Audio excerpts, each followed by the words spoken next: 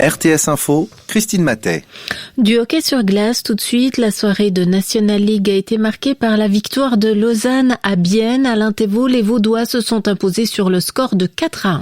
Oui, après 4 défaites de rang, le Lausanne Hockey Club renoue avec la victoire. Le LHC doit une fière chandelle à son gardien Tobias Stéphane, qui avait déjà dû faire face à 31 tirs après 2 périodes. Les Vaudois ont ouvert le score par Boson, Bienne a égalisé par Rayala. Le LHC a repris l'avantage par Emerton. Puis Bienne a tout tenté, a sorti son gardien. Il restait 2 minutes dans le temps réglementaire. En vain, Berchi s'est fait faucher alors qu'il s'en allait seul. Le 3e but a été accordé et le LHC a encore scellé le score 4-1 à 9 secondes du terme, un but de Joël Genadzi. Et pour les autres rencontres de la soirée, on fait le point avec vous, Jérôme Jeannin. Et encore du suspense entre Genève et Zoug puisque le score est de 3-3. Le match n'est pas terminé. Et la victoire de Davos contre Langnau, 3-1. On joue au football ce soir avec les 8e de finale aller de la Ligue des Champions. C'est 3-0 déjà à la mi-temps pour le Bayern à Rome contre la Lazio. Et puis 0-0 entre l'Atlético Madrid et Chelsea. Et puis plus près de chez nous en Challenge League, Neuchâtel Xamax a été battu 4-0 par Haro. Merci Jérôme Jeannin.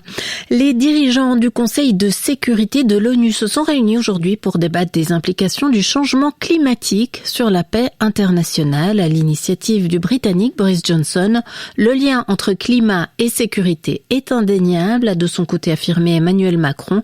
Sur les 20 pays les plus touchés par les conflits dans le monde, 12 font également partie des pays les plus vulnérables aux impacts des changements climatiques, a rappelé le président français.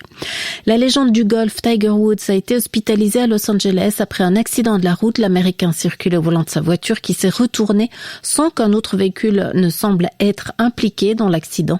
Âgé de 45 ans, Tiger Woods a dû être désincarcéré par des pompiers avant d'être transporté vers un hôpital, victime de nombreuses blessures aux jambes, a précisé son agent.